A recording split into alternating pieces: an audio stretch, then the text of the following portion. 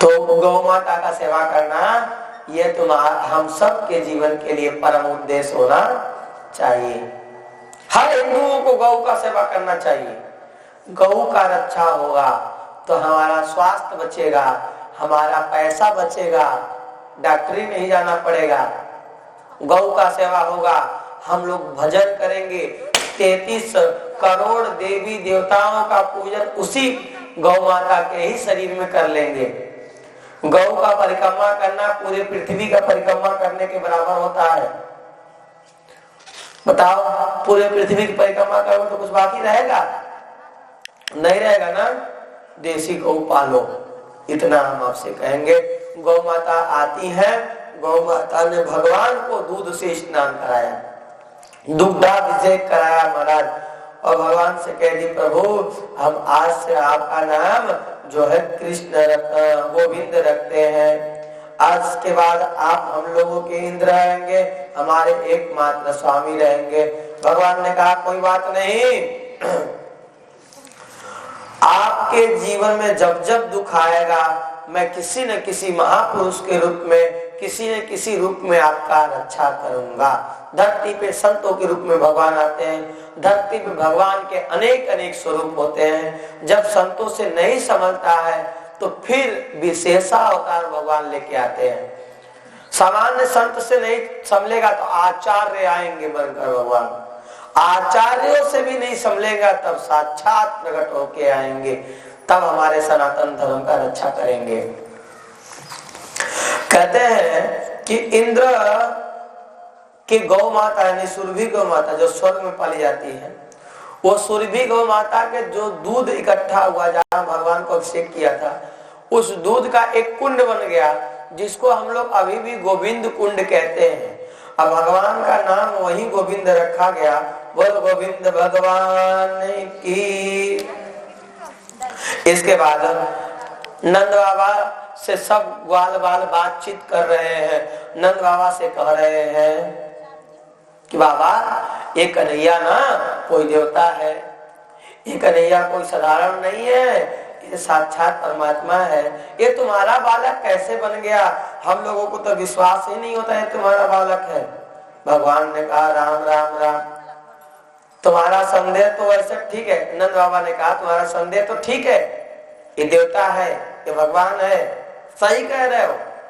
क्योंकि गर्गाचार्य जी ने जो भी कुछ कहा है हम बताते हैं। अच्छा, ग्वाल बाल सबको याद दिलाते हैं कि बालक 6 दिन का था, पूतना को मार दिया। थोड़ा मतलब बड़ा हुआ, थोड़ा सा बड़ा हुआ यह बालक, मतलब 7 दिनों का था तो पूतना को, हाँ 7 दिनों तक ये खेल खेल में जो गोवर्धन उठा लिया। एक तो ये अलौकिक लीला है। 6 दिन का था, पूतना को मार दिया।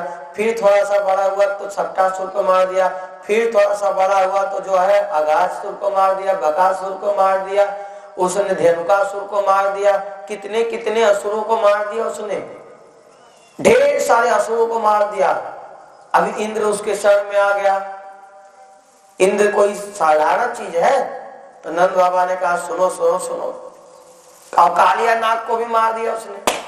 नंद बाबा ने कहा सुनो सुनो, गर्गाचार्य जी ने जो कुछ कहा है तुम लोगों को नहीं पता है, अब मैं तुमको बताता हूँ गर्गाचार्य जी ने क्या कहा था कन्हैया के लिए। श्रूयताम में बचो गोपा व्यू बेतु शंका च और अर्भके। वो अर्भके कह रहे हैं कि सुनो ध्यान से, श्रूयताम में बचो, मेरी बात सुनो।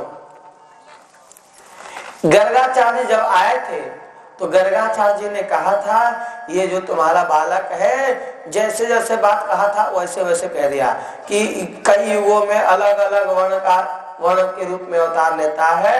वर्णास्त्रय किलास्या यासन गृहतो अनुयुगम तनु शुक्लो रक्तस्तथा पीतम इदानीम कृष्णतांगत।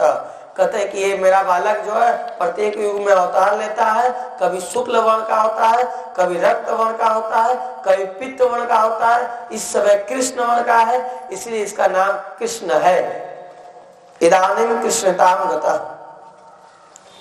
और और इनको लोग कभी वसुदेव जी के घर में अवतार लिया था, इसलिए इसको वासुदेव भी कहेंगे। और इसके बहुत सारे नाम हैं, जैसे वहां लिखा है श्लोक वैसे ही यहाँ भी श्लोक है, बस थोड़ा सा बदला हुआ है। यहाँ भी वही कह रहे हैं कि बहुनि संति नामानि रूपाणि च सुतस्सते गुण कर्णवान रूपाणि तान्यम वेदनो जना। ये मैंने कहा था जब भगवान का नामकरण संस्कार कराया था, ठीक यहाँ पे कल ही कराया था ना जी। बहुत सारे इनके नाम है, गुण कर्म और रूप के अनुसार बहुत सारे भगवान के नाम है। जैसा बाबा को सुने थे बाबा, ठीक बाबा वैसे वैसे कह दिए महाराज। काहे पूर्व काल में जब धरती पे कोई नहीं रह जाएगा, डाकू लूट खसुट कर लेंगे, तो ये बालक अवतार लेगा और उन लुटेरों को मारेगा।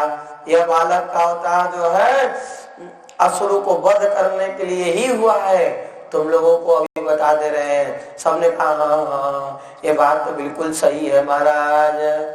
भगवान कृष्ण का अभिषेक जब सुरभि गौ की थी, तो उसमें उसने नाम भगवान का दिया गोविंद। उस नाम की भी बड़ी महिमा है महाराज। उस नाम की कैसे इतनी महिमा है कि उस नाम का उच्चारण कर लेने मात्र से बहुत सारी गौ माताओं का दान देने का फल, वो भी काशी में, वो भी सूर्य ग्रहण पे, वो भी किसी अधिकारी ब्राह्मण को दान देने का फल। दान सबको नहीं देना चाहिए, अधिकारी को दान देना चाहिए। अनधिकारी को दान दोगे तुम्हारे घर की लक्ष्मी चली जाएंगी, और अधिकारी को दान दोगे तो तुम्हारे घर की लक्ष्मी बढ़ जाएंगी। बात यही है। आज समाज में गरीबी फैल रही है ना, बहुत अमीर लोग भी कंगाल हो रहे हैं। क्यों? गलत जगह दान दे रहा है। कोई आया, साईं का भी गाना गाते आता है ना, साईं बाबा। कोई आया हरा हरा पट्टा चपटा के अल्लाह मैया गा रहा है, तुम्हारे घर पे कह रहा बेटा झड़वा लो, भूत चढ़ा के चला जाएगा, रोते रोते रह जाओगी, धनो लेके चला जाएगा। तुम दूर पर चढ़ाओगे तुम्हारा 2 लाख चला जाएगा। सही कह रहे हैं। इसलिए सावधान, अल्लाह मियाँ साई माई इत्यादि इत्यादि या भीख मांगने वालों से सावधान हो जाओ।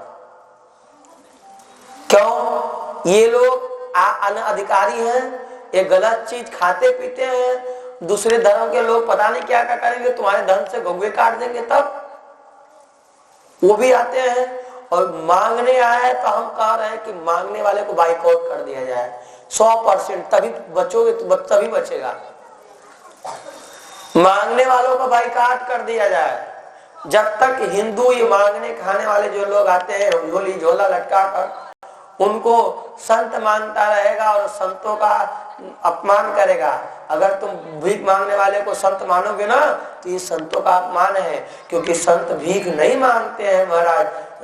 ठाकुर जी जिसके अंडर में रहते हो, जिसके सुरक्षा में भगवान रहते हो, वो सबको भीख देता है, मांगता नहीं। हम ही है, मतलब सामान्य गृहस्थ तो सोच भी नहीं सकता। 4-5 कथा का तो पैसा हमारा दान में ही चला जाता है हर साल। 2 लाख से कम नहीं, 4 कथा का 5 कथा गया तो 2 लाख हो गया। अभी गौ माता के लिए हमने भी निश्चय किया है कि इस बार जाके गौ माता के लिए 5 कथा का दान फिर करके आऊंगा। हर साल का 5 कथा गौ माता के नाम दूंगा गुरुजी को। हमारे गौशाला है बहुत बड़ा, तो गुरुजी का भाई गुरु ऋण होता है, तो गुरु जी ने कहा है 10% अपने जीवन का दान दे देना। तुमने कहा जो साल में जितनी कथा होगी उसकी गणना करूंगा, उसमें से 10% कथा का दान आपको दूंगा, संकल्प लूंगा जाकर। 2 लाख उधर हो जाएगा। समय अरे बचाना किसके लिए है? दान में से दान दो, 3 लोग जीत लो, काम खत्म। पैसा कहाँ रुकने वाला है? तो हम लोग भी खूब दान करते हैं, खूब। लड़की के विवाह में 1,01,000 का दान गया है। ये इसलिए बता रहे हैं ताकि तुम लोग भी दान करने के लिए प्रेरित हो जाओ। जब हम लोग कथा करते हैं, दान में से दान दे रहे हैं, तो कमाई में से तो अवश्य हर सनातनियों को दान देना चाहिए। और नहीं तो जो दान नहीं देता है ना कमाई में से, उसका धन 3 जगह जाता है आज के हिसाब से। एक तो लड़के के दारू में जाएगा, लड़के गलत संगत में फंसेंगे, दारू पियेंगे, पाप के कारण घर में बुराई फैलती है, पाप के कारण घर में कलह फैलता है, पाप के कारण रोग फैलता है और पाप के कारण ही केस लगता है। केस जानते हो ना, केस फौजदारी। पाप ही रहेगा तो तुम्हारा धन इधर उधर जाएगा। इसीलिए पाप से बचना है तो धन को बांटो, तभी पाप से बचोगे। क्योंकि कमाई में भी पाप होता है, खेती में भी पाप होता है। किसी को लगता है ना कमाने में पाप नहीं होता, होता है। कोई झूठ बोलता है, कोई सच बोलता है, कोई कुछ बोलता है, कोई कुछ बोलता है। खेती करते हो, चूहा मारते हो, पता नहीं कौन कौन कीटाणु उसमें रहते हैं, बेचारे मछली उछली खेत में रहते हैं, सब मार देते हो। किसान भी खूब पाप करता है। ये मत सोचना कि किसान से पाप नहीं होता है, खूब होता है महाराज।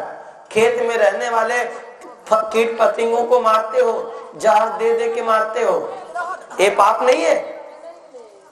उसी पाप से छुटकारा पाने के लिए